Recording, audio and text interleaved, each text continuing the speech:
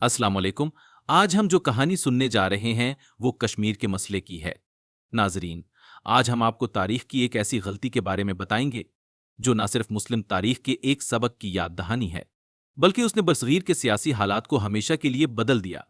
ये कहानी है कश्मीर के तनाज़ा की, जो 1947 की तकसीम हिंद के बाद पैदा हुआ और आज भी पाकिस्तान और भारत के दरमियान अदम इस्तेहकाम का बायस है। कश्मीर की जुग्राफियाई और सियासी हैसियत तकसीम के वक्त कश्मीर एक आज़ाद रियासत थी, जिसका रकबा 84,471 वर्ग मील था और उसकी आबादी 40 लाख थी। महाराजा हरि सिंह ने न भारत के साथ संबंधन किया न पाकिस्तान के साथ, क्योंकि वो कांग्रेस से नफरत करते थे और पाकिस्तान के साथ शामिल होने से अपने हिंदू खानदान के भविष्य के लिए फिक्रमंद थे। बानी पाकिस्तान कायदे आजम मोहम्मद अली जिन्ना को उम्मीद थी कि कश्मीर की मुस्लिम बहुमत आबादी की वजह से ये रियासत पाकिस्तान का हिस्सा बनेगी, लेकिन महाराजा हरी ने जनाह को कश्मीर में छुट्टियां गुजारने की इजाजत देने से इनकार कर दिया। ये पहला इशारा था कि कश्मीर के हालात पेचीदा हो चुके हैं। पाकिस्तान ने कबाइलियों को हथियार देकर कश्मीर भेजा ताकि महाराजा हरि सिंह को अल्हाक करने पर मजबूर किया जा सके। ये कबाइली लश्कर का मंसूबा था और गलती को दोहराने जैसा था, लेकिन बदकिस्मती से कबाइली लश्कर नज़म व ज़ब्त का मुजाहिरा न कर सका और श्रीनगर के बजाय मुजफ्फराबाद में लूटमार में मसरूफ हो गया। ये वही गलती थी जैसी गजवा उहुद में हुई थी, जब मुसलमान लश्कर फतह के करीब थे, लेकिन नज़म और ज़ब्त की कमी ने नुकसान उठाने पर मजबूर कर दिया। भारत की फौरी मुदाखलत जब कबायली लश्कर श्रीनगर ना पहुंच सका तो भारत ने फौरी एक्शन लिया। सरदार पटेल के खास मुशीर वीपी मेनन को कश्मीर भेजा गया, जहां महाराजा ने मदद की अपील की। मेनन ने नेहरू को मशवरा दिया कि वो कश्मीर के हालात को संभालें। भारत ने महाराजा को यकीन दहानी कराई कि वो फौजी मदद फराहम करेगा, लेकिन उसके बदले इल्हाक की शर्त रखी गई। उसके बाद भारतीय फौजें कश्मीर में दाखिल हुईं। पाकिस्तानी कबायली लश्कर ने उड़ी और बारामूला के दरमियान एक पावर प्लांट को उड़ा दिया और महाराजा की फौज के मुसलमान सिपाहियों ने बगावत कर दी थी। हमला आवर श्रीनगर से सिर्फ 45 मील के फासले पर थे। उसके बाद वीपी मेनन तेज रफ्तारी से गाड़ी चलाते हुए महाराजा हरि सिंह के पास पहुंचे तो उनकी हालत बहुत खराब थी। वीपी मेनन ने हालात का फायदा उठाते हुए महाराज को श्रीनगर से जुम्मू जाने का मशवरा दिया। उस मुलाकात के आखिर में महाराजा हरि ने वीपी मेनन से फौरन फौजी मदद भेजने की दरखास्त की। वीपी मेनन गेस्ट हाउस वापस आ गए। गेस्ट हाउस में मेनन की खिदमत के लिए ना कोई खाने का इंतजाम करने वाला था और ना ही बिस्तर लगाने वाला। मेनन इतने थके हुए थे, वो अपने सामने वाले बिस्तर पर लेट गए। वहां कोई लिहाफ नहीं था। श्रीनगर की सर्दी को बर्दाश्त ना करने की वजह से उन्हें खुद को ढांपने के लिए एक और बेडशीट का सहारा लेना पड़ा। वो परेशानी में सो नहीं पा रहे थे। सुबह 4 बजे उनका फोन बजा। दूसरी तरफ कश्मीर के वजीर उन्हें इतला दे रहे थे कि हमला आवर श्रीनगर की सरहद पर पहुंच चुके हैं, वो फौरन वहां से चले जाएं।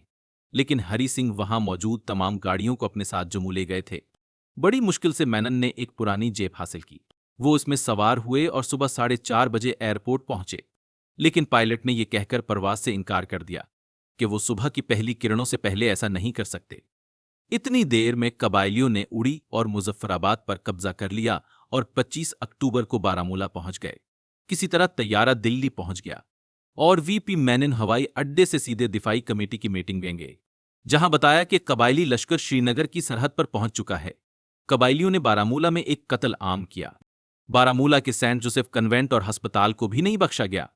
देखने वाले बताते हैं कि खवातीन और बच्चों को मर्दों से अलग किया गया और तमाम मर्दों को गोलियां मार दी गई। चर्च को उस बुरी तरह से लूटा गया कि दरवाजों के पीतल के हैंडल तक को नहीं छोड़ा। पूरे 2 दिन तक कत्ल, इज्जत लूटना और लूट मार का सिलसिला जारी रहा। यहां तक कि पकड़ी गई लड़कियों की बोली भी लगाई गई।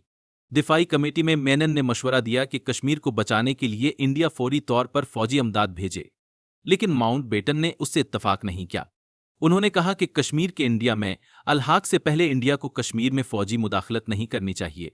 अंजुमान से भारत को कश्मीर में फौज भेजने का कानूनी हक मिल जाएगा। मीटिंग में फैसला किया गया कि मेनन एक बार फिर इंजमाम का खत लेकर कश्मीर जाएंगे। महाराजा के दस्तखत होते ही इंडिया कश्मीर में अपनी फौज भेजना शुरू कर देगा। मुश्किल हालात में नई दस्तावेजात टाइप करने का वक्त नहीं था, इसलिए पुरानी दस्तावेजात का इस्तेमाल किया गया था।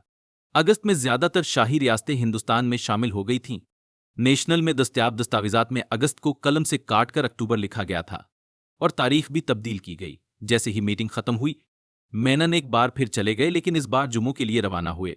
मेनन जब महाराजा हरि सिंह के महल में पहुंचे तो देखा श्रीनगर लाई गई चीजें महल के अंदर बाग में बिखरी पड़ी हैं। ये तमाम सामान 44 टर्कों के काफले में लाया गया था और उसमें हीरे और गहनों से लेकर पेंटिंग्स तक और कालीन तक सब कुछ था। महाराजा पहाड़ों का लंबा सफर तय करके थक कर सो गए थे। सोने से पहले महाराजा ने महाराजा की हैसियत से अपने आखिरी अहकामात अपने डीसी को दिए। महाराजा का हुक्म था कि मुझे तभी जगाया जाए जब वीपी मेनन दिल्ली से वापस आए।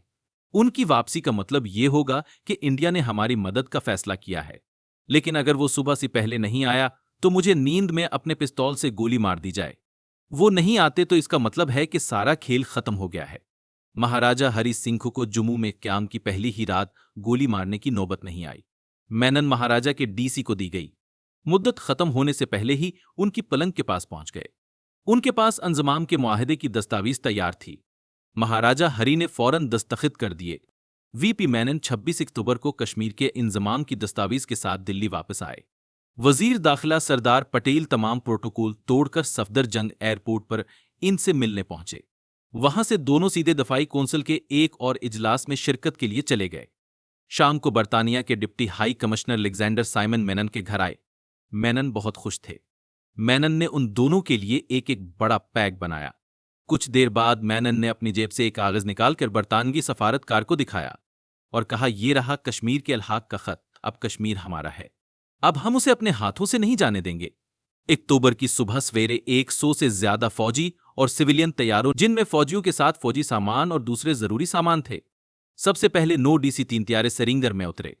इसमें सिख रेजिमेंट के 300 फौजी और 8 टन जंगी सामान था। एक वक्त आया जब कश्मीर की बर्फ से ढकी पहाड़ियों पर 1 लाख से ज्यादा हिंदुस्तानी फौजी कबाइलियों से लड़ रहे थे। आहिस्ता आहिस्ता उन्होंने कबाइली हमला आवरों को इसी रास्ते से पीछे धकेलना शुरू कर दिया जिस रास्ते से वो श्रीनगर के करीब पहुंचे थे। इस तरह वादी कश्मीर इंडिया के कंट्रोल में रही और गिलगित के आसपास का शुमाली इलाका पाकिस्तान के कंट्रोल में रहा। इतने सालों के बाद भी कश्मीर ही इंडिया और पाकिस्तान के दरमियान इख्तिलाफात की जड़ है और दोनों ममालिक के दरमियान क़याम की राह में सबसे बड़ी रुकावट है।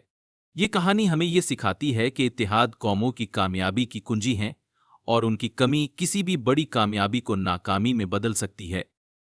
अगर कबायली लश्कर मुजफ्फराबाद और बारामूला में लूट मार किए बगैर श्रीनगर पहुंच जाता और एयरपोर्ट, रेडियो स्टेशन और भारत से आने वाली हाईवे पर कब्जा कर लेता तो आज तारीख बिल्कुल मुख्तलिफ होती।